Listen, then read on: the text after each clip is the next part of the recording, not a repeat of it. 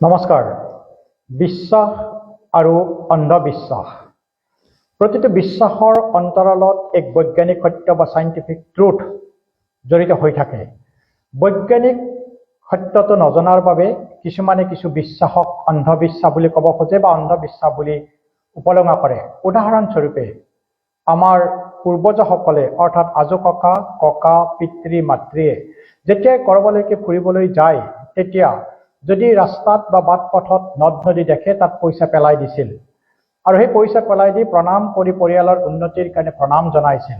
বহুতে ইয়াক অন্ধবিশ্বাস বুলি ক'ব খোজে, কিন্তু ইয়াৰ অন্তৰালত এক বৈজ্ঞানিক সত্য বা সাইন্টিফিক ট্ৰুথ জড়িত হৈ আছে। কপাৰ আমি জানো এণ্টিবেক্টেৰিয়েল, অৰ্থাৎ কপাৰে বহুত ফাংগাছ আৰু বেক্টেৰিয়া ধ্বংসৰ প্ৰধান কাৰণ।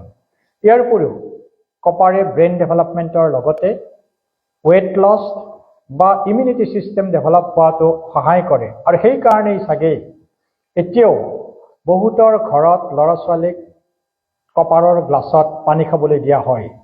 আমি জানো পুৰণি দিনত মানুহৰ বাবে বিশেষকৈ গাঁৱৰ মানুহৰ বাবে পানীৰ প্ৰধান উৎস আছিল এই নদ নদী, আৰু এই নদ নদীৰ পানীকেই সেৱন কৰাৰ উপৰিও কাপোৰ ধোৱা গা ধোৱা আদি বিভিন্ন কামত ব্যৱহাৰ কৰিছিল, যাৰ ফলত শংকা হৈছিল নদীৰ পানীৰ বিশুদ্ধতা নষ্ট হ'ব পাৰে বুলি।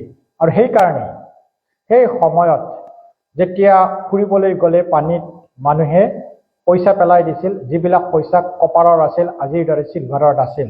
যিহেতু কপাৰে পানীৰ বিশুদ্ধতা ৰক্ষা কৰে আৰু সেইকাৰণে পানীত পেলাই দিয়া হৈছিল কপাৰ, যাতে নদীৰ পানী বিশুদ্ধ হৈ থাকে।